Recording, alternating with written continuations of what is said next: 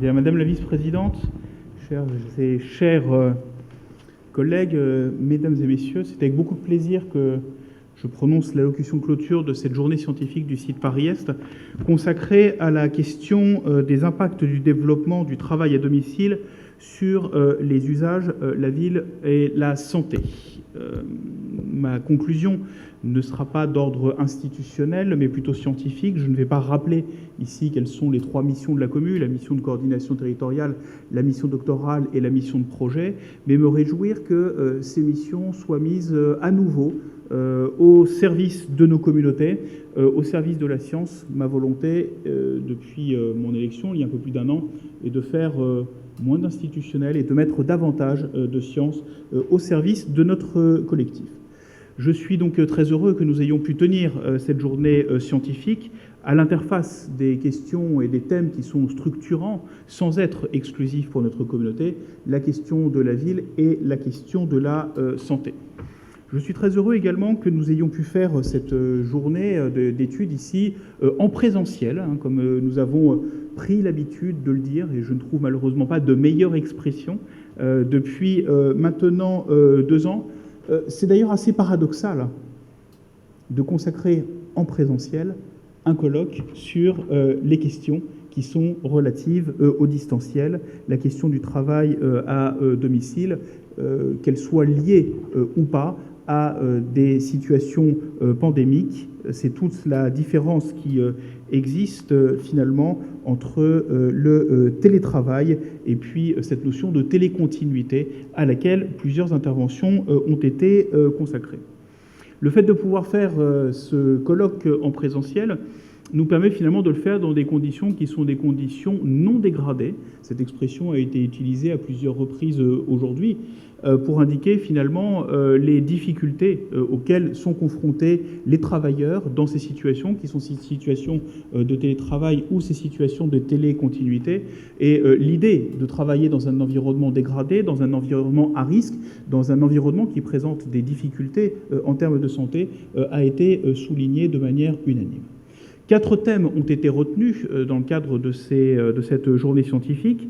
La question à chaque fois a été celle des impacts du confinement et du télétravail, qu'il soit lié au confinement ou pas, sur plusieurs sujets. La question de la pollution a été étudiée ce matin. La question également de l'organisation du travail, et en particulier la question des managers, a été également étudiée durant la matinée. Et puis pendant l'après-midi, on s'est posé la question de la santé, avec les différents risques qui pèsent sur les travailleurs, et puis également la question de l'urbanisme, et j'irai un petit peu plus loin, je dirais urbanisme, construction, et peut-être même parfois aussi au-delà de la construction, si on se pose par exemple la question des rames de TGV, puisqu'on touche ici à quelque chose qui, par principe, n'est pas bâti, puisqu'il faut espérer que ces rames de TGV resteront mobiles. J'ai beaucoup appris durant cette journée de travail, et beaucoup de paradoxes sont apparus. On pourrait penser, en premier abord, et c'est d'ailleurs ce qui était attendu, et c'était quelque chose qui était véritablement étudié au début de la pandémie, c'est la question de la réduction de l'activité ou la question des modifications des conditions de l'activité sur l'environnement. De manière assez inattendue, on avait vu en mars, en avril, en mai 2020, que malgré la baisse de la production, malgré la baisse des activités, malgré la baisse de la production industrielle, et d'ailleurs tous les regards se tournaient vers la Chine à ce moment-là, les émissions de CO2 ne baissaient pas. Et ça peut sembler assez étonnant, puisque des idées qui sont promues, notamment par un certain nombre de décroissants, sont que si nous limitons la croissance, si nous limitons l'activité, alors nous allons aussi limiter les émissions de gaz à effet de serre. Nous allons également limiter les émissions de CO2. Et on se rend compte que finalement, il n'y a pas cette corrélation que certains voudraient voir entre le niveau d'activité économique, le niveau d'activité même industrielle et la question également de la pollution et la question du CO2. Et s'agissant du télétravail, l'intervention de Madame Belton-Chevalier a même montré que, paradoxalement, plus nous avons recours au télétravail, et plus, paradoxalement, le risque de pollution et le risque de pollution au CO2 est important, ce qui s'explique par le fait que ce télétravail va conduire finalement les travailleurs à habiter plus loin de leur lieu de travail, c'est-à-dire que les conditions ici sont beaucoup plus favorables, et on a vu que du coup ces travailleurs qui ne sont pas assignés à résidence 24 heures sur 24, qui vont quand même se déplacer de temps en temps, qui ne sont pas non plus en système de télétravail intégral. On a vu durant toutes les interventions que le télétravail pouvait parfois être une journée, 2 journées, 3 journées par semaine, et que du coup, c'est une journée, 2 journées, jusqu'à 4 journées, durant lesquelles il y a néanmoins des déplacements pour pouvoir travailler. Avec parfois d'ailleurs des phénomènes de congestion ou des phénomènes de pic. C'est la fameuse question du travail du mardi et du jeudi.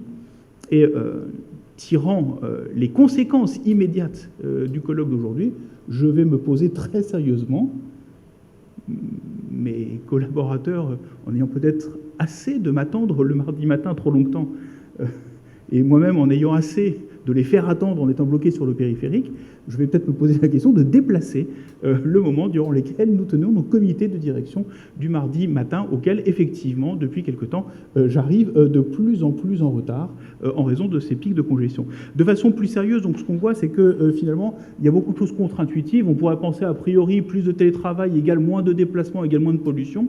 Et en réalité, on se rend compte que plus de télétravail veut dire peut-être plus de déplacements polluants, en ce sens qu'on a vu que les distances de déplacement augmentent, en tout cas pour les télétravailleurs, et puis également que ce sont ici des travailleurs qui vont avoir recours davantage pour leur déplacement à des véhicules automobiles. On a bien vu ce matin que, en fonction de la distance qui sépare le travailleur de son travail, le type de transport et le mode de transport n'est pas le même, et que plus la distance augmente et plus le recours à un véhicule automobile, souvent d'ailleurs diesel, va être important.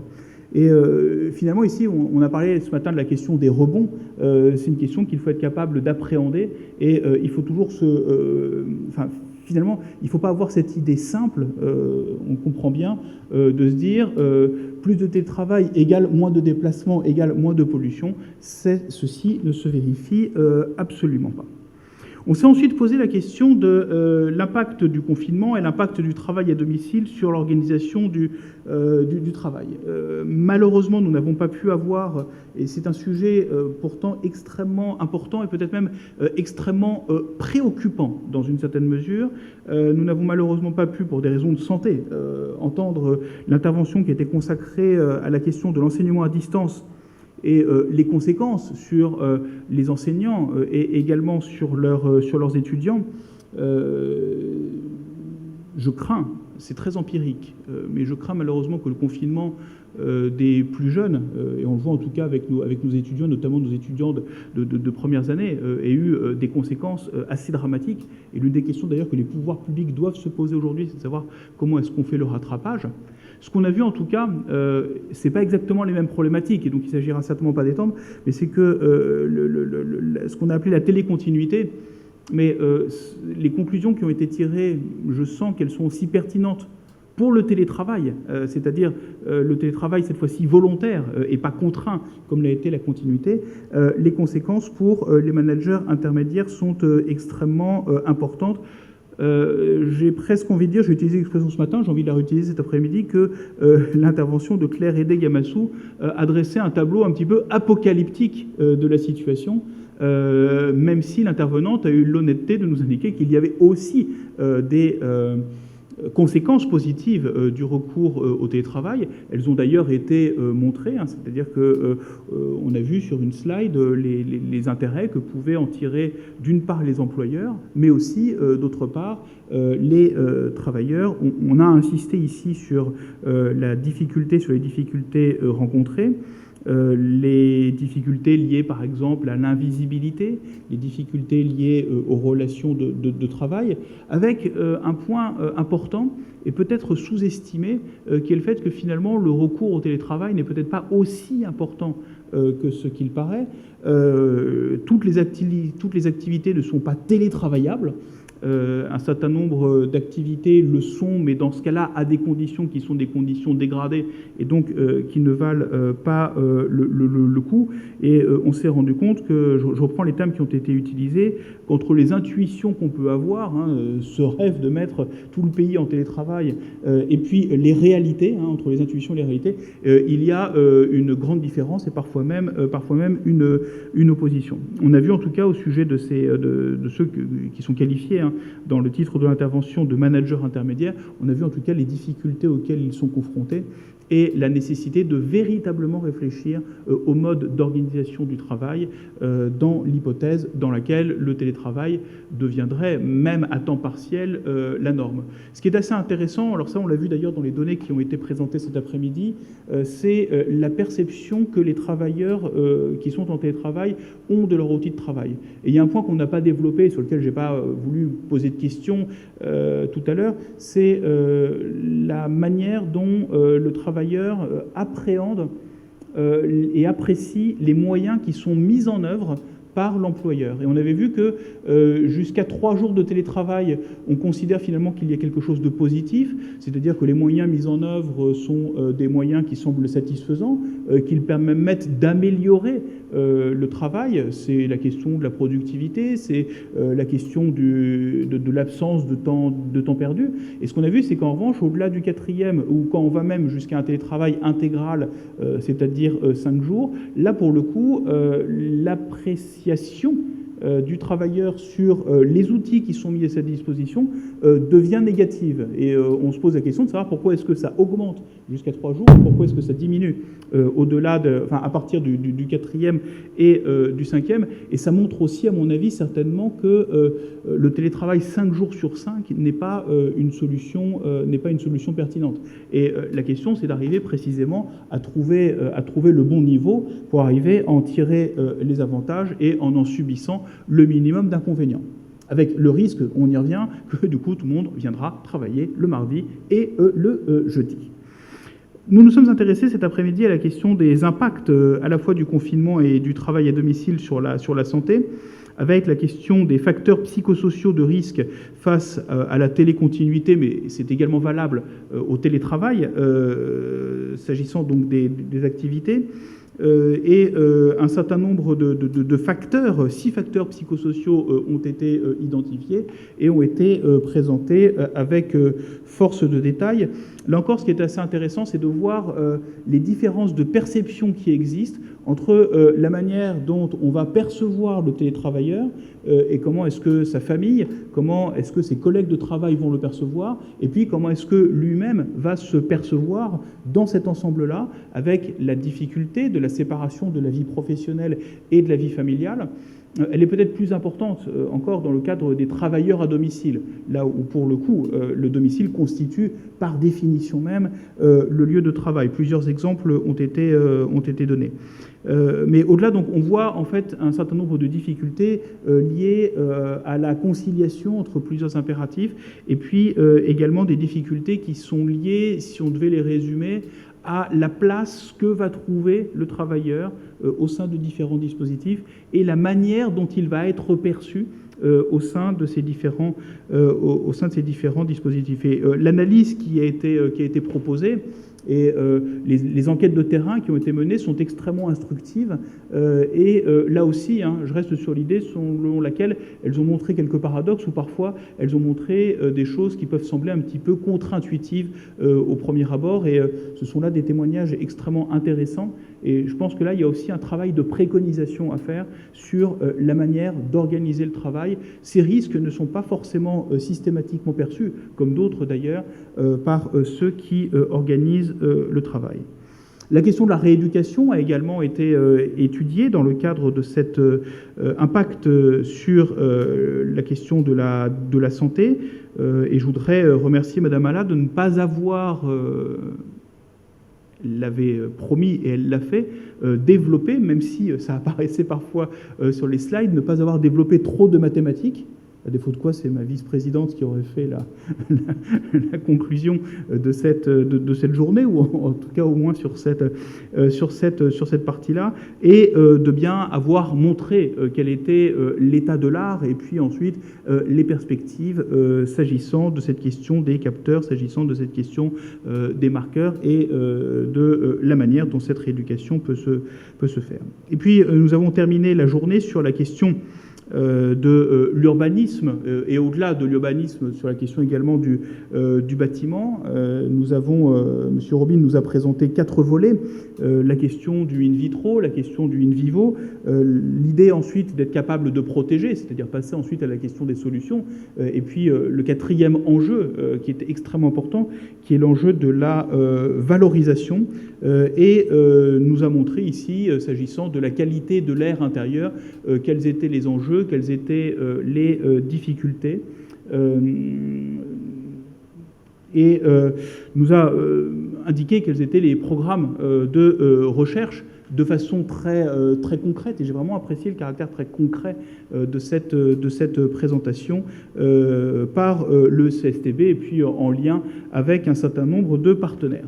Cette dernière présentation me conforte dans l'idée selon laquelle, on va refaire un peu d'institutionnel quand même, me conforte dans l'idée selon laquelle il faut vraiment que nous soyons capables de développer à l'échelle du site, avec nos 4 membres et nos associés, ce programme Urban One Health, que je promeus, que je porte, que je ne porte pas tout seul, que je porte en particulier avec Renaud Tissier, qui a été et qui est le coordonnateur scientifique de ce projet Urban One Health, que nous avons déposé dans le cadre de la vague 2 de l'appel à projet Excellence sous toutes ses formes, financé dans le cadre des PIA 4.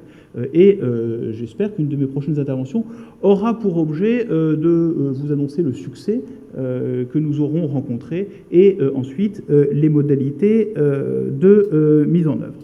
Quelques mots pour terminer, quelques mots qui vont être des mots de remerciement.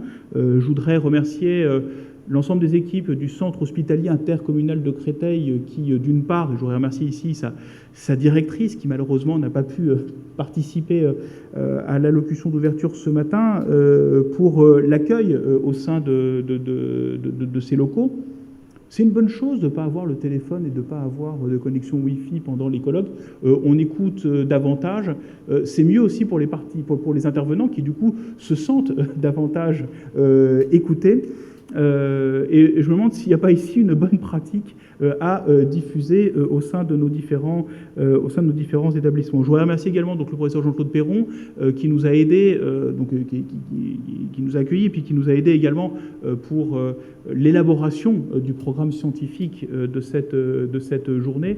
Je me réjouis d'ailleurs de nos coopérations au sein de l'Institut Santé-Travail Paris-Est, et coopérations qui sont fructueuses.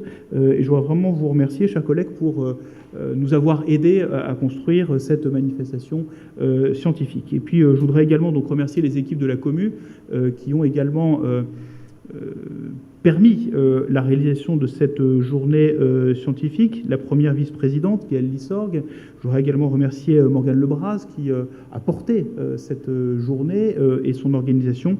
Et puis également donc les équipes du service communication de la Commu, qui ont également œuvré avec la qualité qu'on leur connaît pour cette journée scientifique. Je vous souhaite à tous et à toutes une bonne soirée. Notre prochain événement scientifique aura lieu dans le courant du mois de juin. Je n'ai plus la date exacte en tête. Et s'agissant de la mission de projet, nous aurons l'occasion justement de présenter quelques-uns des succès qui ont été rencontrés par nos équipes, et notamment donc ces fameux projets d'amorçage de nouvelles coopérations entre les équipes du site. Bonne soirée à toutes et à tous, et à bientôt.